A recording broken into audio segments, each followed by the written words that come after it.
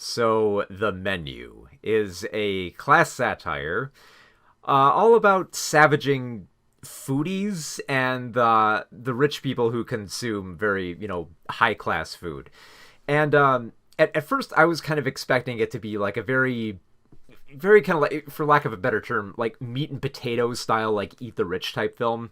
Somewhat similar to like Ready or Not or like Knives Out, which as much as I love those films, like you if you see enough of these films, you start building up a little bit of like a standard, like you start holding them to a higher degree, and thankfully, uh, the menu like completely blew me away. Like it I was I was overwhelmed with how much like I started like adoring this film the more it kept going on and the more vicious it became, which is really important for a film like this. You want to really feel like there's a sense of terror that comes over you. At the same time, being you want to be able to appreciate like the satire of it all and be able to like laugh at the absurdity. And it's great on that angle of like mixing like horror and comedy together with this very like very like very brutal social commentary going on top of it. It works surprisingly well. So the whole premise is that there's a celebrity chef called Julian Slovak, and he's played by Ray Fiennes, who of course is a master at villains. And of course, like it shouldn't come as any surprise here that Ray Fiennes, has the perfect the perfect balance of like having this absurdity to him and this stern darkness to him, where it's like anytime he enters a room, you're terrified of him, but at the same time you want to listen to him and see where he's going with all this. So even like when he's gonna lead these people down a dark path where no one's gonna survive, you still can't help but watch. And even when it's like it sets up and something terrible is gonna happen, you can't help but watch because you're intrigued at this point, just because of the presentation of it all. Because I like how we get to like know Julian a little bit. Like he's built up as this celebrity chef where he's one of the most exclusive restaurants in the world. Like if you want to like eat at his restaurant, you have to have like a reservation. You've got to get on the boat, and there's very few people who are invited. So the people who are invited, there's a foodie by the name of Tyler, played by Nicholas Hoult, who's just the most eager, like, absurd fan of Julian. Like, he studied all his food. He's a big fan of like the most decadent meals. He spends more time like Instagramming his food than he does like actually eating it, and just does nothing but gush about it. And I love how he's built up to as like this person who really appreciates the food and loves this chef so much, and yet he can't read like the bigger picture of like what's going to happen with this dinner and what's being implied. That he's just, even when he can sense like something is off here, he's still like oh, okay, yes, this is all part of the show. This is like I'm a fan, so I'm going to stick with this. Like he's willing to go down with the ship. He also invites a date by the name of Margot, played by Anna Taylor-Joy. And she's the polar opposite. She's an anti-foodie fan. She doesn't come from wealth. She's looking upon all this decadent food and all these like stuffy people who come to this establishment with just like, whatever. I just want to like have a cigarette and like maybe get a bite to eat. I don't really care about the presentation or anything. And of course, like Tyler, because he's such like a geek for all this type of stuff, he will inform Margot about everyone else who's attending. So you have a businessman attending with his wife, who of course we later learn that he's cheating on her because he's stuffy and corrupt.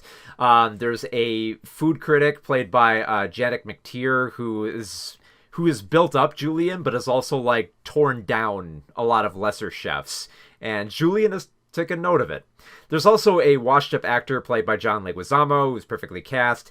And then there's a group of tech investors who very much have this like, do you know who my dad is energy to them, where they're cocky, they're jerks, they feel like they can do anything and that they can get away with anything. So there's a reason to target all of them, more or less. Like Julian has invited them all to this restaurant so that he can teach them a brutal lesson about, like the terrible state of the world that they've contributed to. At the same time, it's interesting how with Julian's motivation here, because it's not so much because like Julian's willing to put himself on the slab as well for this, like quite literally he's willing to endure the same torture that he's going to give his guests to make a point to make a point about how, you know, all this wealth and this desire for progress is ultimately meaningless. Like he's come so far with like this progress, you know, under like late stage capitalism, and he's gone so high that he literally just wants to burn it all down. And he wants to communicate that to all these like stuffy rich jerks in the best way that he can, which is a dinner. So like the entire dinner is built around this theme of like showcasing like how all this wealth and this desire and greed and corruption has basically made these people terrible. And Julian only kind of like slowly reveals it the more he goes into the dinner. And if the guests ask too many questions, he just kind of like, we're not to that part yet. Just sit down and eat your meal, which is intended to teach you a lesson. And the other like standout actor here is Hong Chow, who plays Elsa, the kind of like the maitre d' of this restaurant, who basically keeps all the guests in line and kind of has like just like this wicked tame smile to her. It's just like, you know, oh, okay, you can't leave. No, just sit down, enjoy the meal. Yes, there's gonna be some blood and there's gonna be some death, but just sit down. Enjoy it all. This is all part of the presentation. You're gonna feel much better at the end. Well, you won't, but just stick with us here. And like, there's a lot to love about this. So I guess like the first thing we got to mention is just like the way that it goes through like this 5-course dinner meal. I like how it's like divided up into like these little chapters where like they reveal like the typography of what's on the menu, and they put little like, you know, little cheeky jokes in between there as like kind of like the brutality starts increasing with each meal and what is implied by it. Sometimes they mention people's deaths in the ingredients, and other times they will just flat out call the guests like bullshit within the meal description. So there's all this like this perfect dark humor here. But if and like the entire cast here is just so perfect here. Like they have like great chemistry, which is really good considering the wealth of actors you have in this huge ensemble piece. But if there's two actors who I think really stand out here, and it's no surprise because they're like the two essential big leads here, is Ralph Fiennes and Anya Taylor-Joy, mostly because their characters have the most genuine conversations throughout all this. Because the whole premise is that Julian has intended for all these rich jerks to come here so that he can like feed them and brutalize them at the same time. But Margot is kind of like throwing a wrench into this because she puts on this act that she's, you know, part of like the elite, even though like she's not, and Julian can see through it, and is basically kind of like saying, well, you're kind of screwing everything up here, and I kind of got a plan, so I'm gonna try to be nice to you, but this was kind of intended to be like a big whole like murder-suicide type deal, and you're kind of screwing it up a bit, so I'm trying to decide what to do with you in this. Which is kind of great, because it throws a bit of a wild card in here where you're not quite sure where it's going to go by the end. Like, it's about halfway through, like, Julian's facade is pretty much dropped. Like, you know where this dinner is going.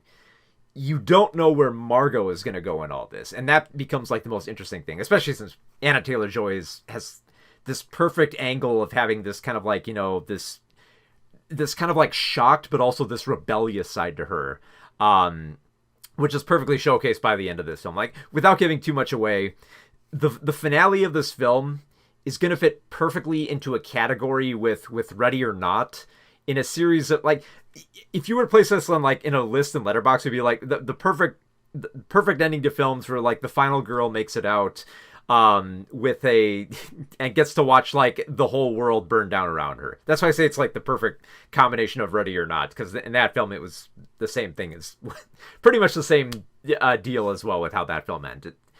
But I mean, like, as if it needed to be said, this is a violent film. This is incredibly violent. People's brains get blown out, fingers are chopped off, knives get stabbed into people's necks, and blood gushes out all over the place, and there's fiery explosions, and just really disturbing stuff. Even for like for scenes where like they're clearly telegraphed. Like there's a scene where you know someone's gonna get their brains blown out. You can see it coming. It's telegraphed. It's given to you. I could even see like the person next to me in my seat just kind of wincing, like, okay, I see where this is going, and you know it's gonna happen. But even like when that brutality comes, I was surprised by how shocking it's. Like there's a scene built up where someone is definitely gonna lose some fingers. Someone's gonna get chopped, and the way that it proceeds with it, like they build it up, and then it kind of just like like they swell the music, but then when they actually get to the chopping, it's just kind of like almost kind of like disturbingly casual with how it goes about, which just adds to the absurdity. Not to mention, the script here is just so perfect. Just such brilliantly sharp dialogue here that you just can't stop laughing at, but at the same time just kind of like wincing because you know that, like dark stuff is ahead. In particular, I loved how Julian starts talking about about why he's going to murder all these guests. And like some of the reasons you can kind of understand, like one of them is a guest who like basically they eat at his place so often that they don't remember any of the meals there. Like the tech investors are, they're terrible with money and they're corrupt with it. But at the same time, there's a lot more like petty reasons that he's trying to kill these people. Like with John Leguizamo's character, the only reason that Julian wants to kill him is because he was in a bad movie. That's it. And you might think, okay, well that kind of like lessens his like Julian's like whole crusade here. But no, it actually makes it more interesting because Julian is this much of a stuffy elite that he could get away with killing someone for just being in a bad film. And even like the reasoning that he gives as he goes through like all the other guests, like at one point one guest asks him like, why am I here? Why? Well, I haven't done anything wrong. And Julian's just like, where did you go to college? It's like, I went to Brown. Oh, did you take out any student loans? No. Yeah, you're dying tonight. I'm sorry. So all these like brilliant, hilariously dark, funny lines that that are compounded by just like the brilliant presentation. I love like the look of the island and like the dining room and how all the food is set out, and the grand climax for how like Julian intends to kill everyone is like surprisingly beautifully set up. The way that he goes about basically having like kind of like a scorched earth campaign. It all unfolds just darkly, but also like with just this the certain panache where it's just like it's decadent, and you're supposed to like find almost like kind of like a gaudiness in that decadence, but at the same time it's just like it's just fun to watch all this beauty on display and then watch it all literally burn down by the end of it all.